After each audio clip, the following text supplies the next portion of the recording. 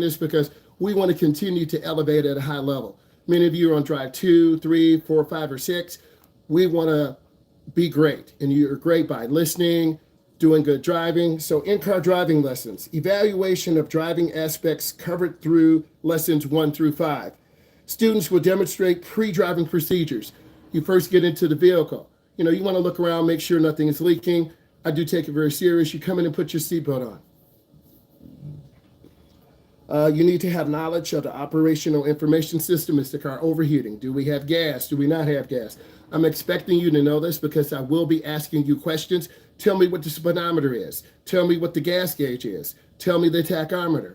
Tell me and show me the blinkers. Show me, tell me. You should be able to show me and tell me this because you're going to be driving very soon and you need to know this information to become a lifelong driver. It's really important.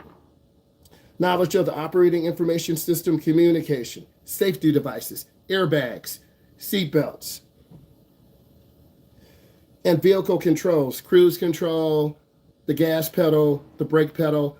Most of you need to be wearing Converse. I'm not sponsored by them. Converse shoes are really good shoes. The foam shoes are pretty good shoes. The Hey Dude shoes are pretty good shoes. If you wear really thick shoes, you're going to slam the brake and gas. Wear a thin sole shoe that is comfortable. You need to know about vehicle maneuvers. We need to know how to parallel park. We need to know how to make right turns. We need to know how to make lane changes. How do you get over fear of driving? I think it's a gradual exposure. A lot of us are scared and nervous. I had a chance to drive first-time drivers today.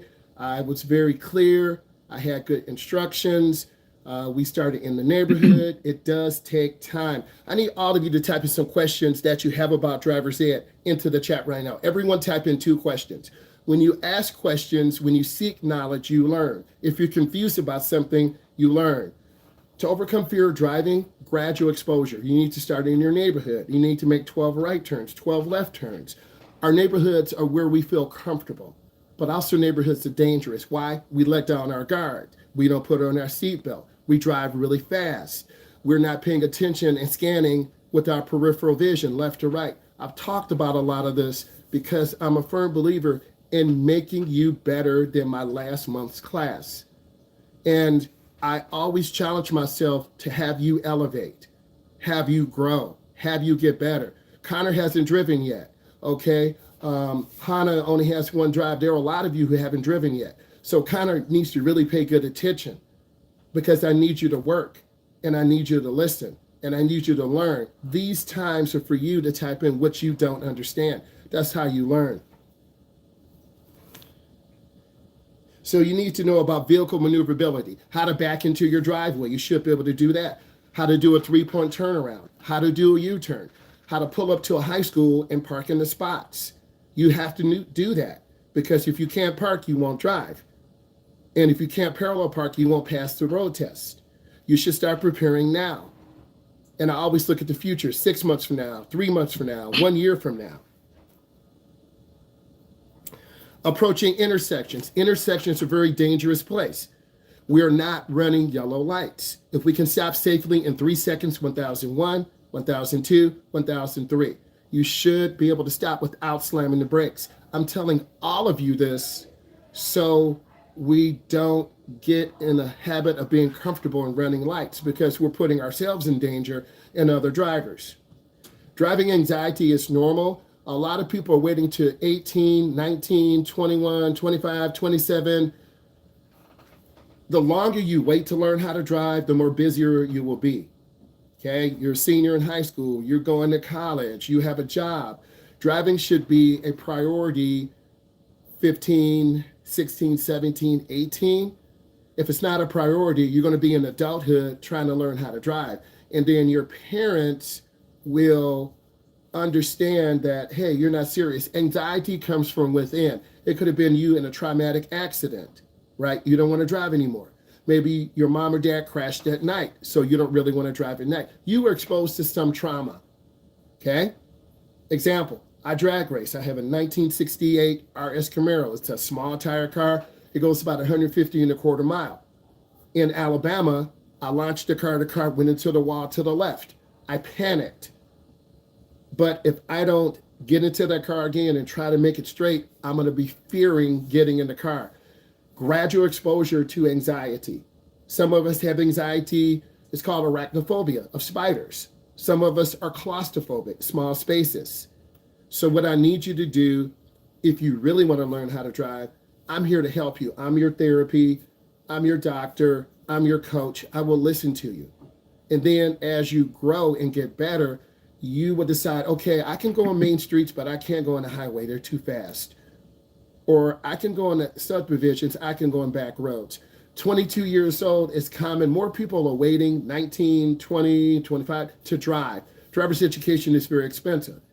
Many of you are taking it early, but it's $550 on your parents. Right, Brandon? Pay attention, Brandon. It's really important because those of you who are making this class up, if you don't pay attention, courtesy won't count it. So I don't have to worry about it. And I'm talking about real relevant information. And I'm here to serve you. But if I tell my boss, hey, I don't want kids in here making the makeup because they don't pay attention. Okay, we understand.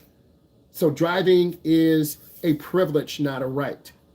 I want to say it again. Driving is a privilege, not a right. Your license can be taken away. Mine can be taken away. Time will tell if you're going to be a good driver. Intersections are very dangerous places. You got to look left. You have to look right. We were making left turns. I was driving 2 clients. First-time driver, making left turns. I told him, watch the people to the left. Turn smoothly. We ran around the downtown area about 6 times. We parallel parked 3 times. All of you need to be able to make left turns. Left turns are the most dangerous. And if you think it's a joke, then you'll be driving with your parents a very long time. You have to work hard to gain your freedom to be a full driver at 17. So intersections approach with safe turning procedures. We don't turn underhand and throw the wheel. We don't shuffle the wheel. We turn hand over hand into the turn, hand over hand out. And if you can't do that, your turns will be very inconsistent. Time and place and space, downtown areas, downtown Detroit, downtown Los Angeles, California, downtown Chicago, Illinois. You need to understand that during this time of day, people are eating, they're consuming alcohol, they're tired. They don't have time for beginning drivers to drive slow. I know you think the world cares, but the world does care, but a lot of people don't care. And I really want to help you elevate. It takes work. Through the selection of speed and position. Driving environments will include parking lots, country highways, freeways, and business districts. Your instructor should be taking you through parking lots, business districts, country roads, expressways, highways. A lot of people don't care. I'm not silent. Some of you asked about how to parallel park. Take your foot off the brake, line your car up, put it in reverse, turn your wheel all the way to the right. Your car's going to go in at a 45 angle. And when you're halfway past the vehicle, turn it back hand over hand to the left. It takes time. And if you don't put the time into it, you won't be a good driver. It takes time to be a good instructor. If I don't take the time into it, I won't be a good instructor.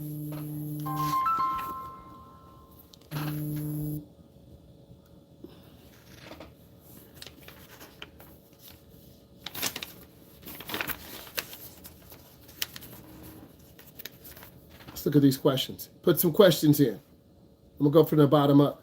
What are some of the things beginner drivers seem to forget? How to drive. You forget your left and right. You turn on the wrong blinker. Your mom screams at you and your dad is in the back and you panic.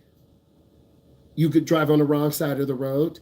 A lot of you will panic because this is a new experience. You need a good coach. Whoever's in the front is your co-pilot. If your mom screams at you and your dad is quiet, you might cry. If your parents are both talking to you, you're going to be confused. Whoever's in the front is the co-pilot. You haven't been on Hall Road. You haven't been in downtown areas. You haven't been by malls. All of you guys know is just public schools or main roads. Each road has a different vibe and a different feel.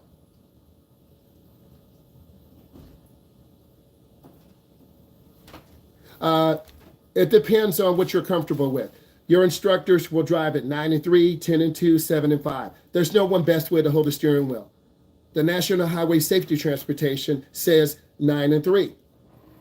AAA, which is a major organization that has national publications, they say 7 and 5. It depends on how long your arms are. I have very long arms. I'm 6'4", almost 6'5". Some of you are under 5 feet. It depends on what makes you comfortable. In the UK, they do hand to hand. In the United States, we do hand over hand. So there's no one best way to turn the steering wheel. What's the most important rule in driving? Cut down distractions. Pay attention. What are some of the things? We already talked about that. Just being aware of your surroundings, public schools, downtown shopping areas, country roads, driving at night, driving during rush hour, driving in the morning. Each situation has positives and negatives. What makes the parking portion of the drives show the driver the importance of it? We all have to work on those fundamentals. We all need to continue to work on steering, work on turning. You should be able to pull into a driveway. You should be able to parallel park. You should be able to turn hand over hand in, hand over hand out. It shouldn't be a struggle to parallel park. You should be able to reverse out of your driveway. You should be able to pull in your driveway. So we have to work on those parking fundamentals and continue to get better. It is important to learn how to park. It is important to learn how to parallel park, how to stall park, how to have angle parking. How should you properly deal with a crash? What do you do? First, you want to, if you are in a crash, you want to make sure you're okay and the other person's okay. You want to take a picture of their license plate, and then the police need to be called. The police will determine who is at fault, and that person will get a ticket. You want to make sure you're off to the side of the road. How do you adjust the side rear view mirror? Your rear view mirror, you want to look straight ahead and frame the rear window in the mirror. So pretend this is the mirror. I'm looking straight ahead. I frame the rear window in the mirror. So when I'm driving, I can just look up. When I'm driving, I can just look to the left. I can look to the right. You want to see a little bit of the car. What is the hardest part about parking? Is it easy to drive on a cactus? Then you're going to park sideways. You're going to be on the line. You're going to be too close to the curb. You're going to be far away. If you really want to perfect your parking, it takes a lot of time. And I think a lot of people don't take the time to continue to get better. You want to get better every time you drive. That's how I approach it. You might be a little bit different than me. How does driving larger vehicles differ from small? You have more space. You have bigger blind spots. It takes you longer to stop. You might not see cars in front of you or cars behind you. Your parents might have a lifted truck. Is it easy to drive on the freeway? It is. The hardest part is merging, building up speed, merging out. A lot of beginners go too slow. What should you do in case of a traffic jam? Be patient. Try to get in the middle lane. Leave room. Pay attention. Traffic jams happen all the time. And once you learn how to deal with a traffic jam, you will continue to get better. What's the most important rule about driving? Staying focused, not being distracted. We talked about hands. What's the best way to manage your speed? Learn how to adjust your speed to the flow of the traffic. Beginning drivers tend to go under speed. You're going to make people very angry. They're going to wonder, why are you going so slow? They're going to tailgate us, then cut us off. So we have to learn to have good speed and good pace. Are there ways to practice parking outside of driver's ed? Once you get your certificate and you go Secretary of State, you're going to be practicing with your parents. So you want to practice with mom or dad, uncle or auntie, or someone who's over 21. What should we expect on the test? Everything we went over. Rules of the right of way, pavement markings, driving situations.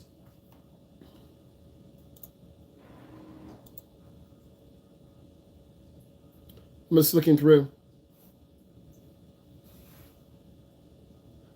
How long does the road test last? About 45 minutes.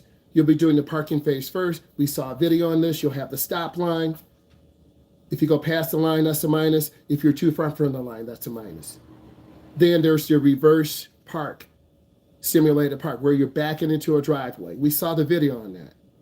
And then the last one is the parallel park. Your car does not have to be straight in. It can be sideways, but you want to get the car into the area. We talked about adjusting mirrors. Talked about dealing with the crash.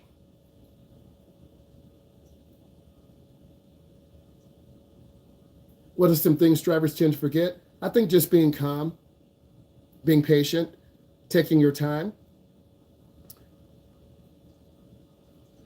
Where do you get over fear of traffic and busy roads? Unfortunately, traffic is a part of urban areas. I call gradual exposure, gradually getting out there, starting in your neighborhoods. For instance, if you drive in the morning, it's not a lot of traffic. If you drive after 3:30 or 4 o'clock, there's a lot of traffic. So gradually get exposed to that traffic.